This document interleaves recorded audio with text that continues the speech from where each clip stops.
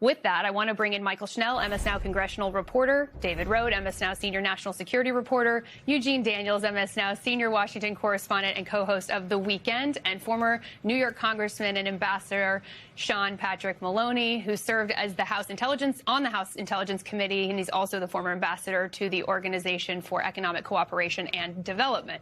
Michael, many Republicans agreed that the crux of this war was justified, but they're worried now about the blowback from the war in Iran, the confusion over the messaging. What else are you hearing from congressional Republicans right now?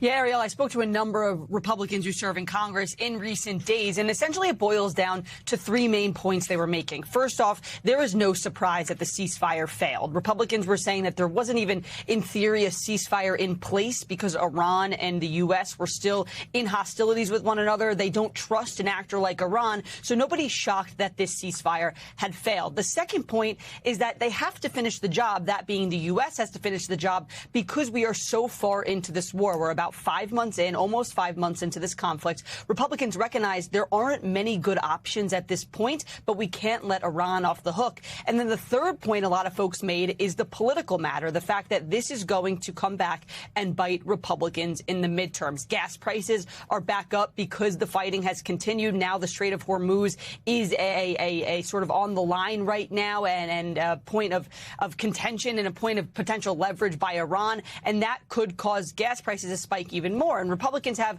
complete control of Washington. They have the House, the Senate, and the White House. And Republican lawmakers are clear-eyed that if these gas prices remain elevated in the lead up to November, it'll negatively impact Republicans. I spoke to one House Republican yesterday who said that gas prices being elevated is a particular thing that impacts voters at the ballot box. This person saying that they know gas prices, quote, play a disproportionately large psychological role in elections. And they continued telling me, quote, these numbers are 2 feet tall and posted on every other corner across our towns and cities, essentially getting to the point that you cannot avoid these elevated prices. So Republicans may think that the ends will justify the means in terms of defeating Iran, but they're very clear-eyed that in the process of getting to the midterms, it could really negatively harm the party.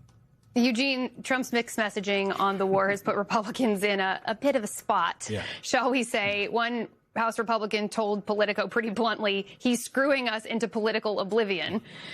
Is there a way back for Republicans? How can they message about this ahead of the midterms when clearly today we had a new Truth Social post, the ceasefire's off? I don't think so, because it's not just Iran, right? It is all the things. Donald Trump continues to be on a completely different message. You had reporting that Susie Wiles, the White House chief of staff, was telling folks in the White House, hey, you guys stay on message. We focus on what we can do. Let the president be the president. And like, that is not a way to run a party into the midterms or a war. And something that I have started to say a lot, so viewers are probably sick of me saying it at this point, but Donald Trump doesn't really seem to care about the success of the Republican Party, but the control of the Republican Party is front of mind for him all the time. He doesn't have any more elections to run. So if voters are upset about something, it doesn't really matter for him. His MAGA base isn't going anywhere. The White House and their team doesn't always give him the bad polling or the polling that shows how upset people are with the decisions that he's making, decisions that this administrations are making. So that is going to continue. Like, Republicans I talked to, they were hopeful that maybe he'd get on message, but these are people who I guess had never met Donald Trump, because that's not how he operates. Hope has died in darkness. Michael Schnell had some great reporting from Republicans expressing their incredible frustration with the messaging here, Ambassador. You know, it's not just gas prices. Many Americans are just angry over the war, over the fact that they don't understand why we're there to begin with. The president never really clearly laid that out. And when he did lay it out and laid out the objectives, it still seems murky at this point whether we've achieved any of them. Let's listen to what Alex Tabbitt, our reporter, talked to some of voters about. I talk to veterans daily that have been through all kinds of wars, and I'm never a fan of this. He was a no-war president, and now we're at war. He thought this was going to be simple. It's more complex than that. An idiot could have figured this out, but unfortunately not our president. Look at where we were before the war. The Strait was open. He already claimed he'd obliterated their nuclear capacity. Well, either he lied then or he's lying now. Do you believe that Republicans are prepared for how much the president's previous messaging and promises about being averse to any kind of long-term wars and the reversal on that, how that may reflect on Republicans come the midterms? Well, look, I mean, there are certain situations in politics where you just know the hurt is coming, and there's not much you can do about it. And you can't take the Trump out of Trump. He is going to continue to do these things.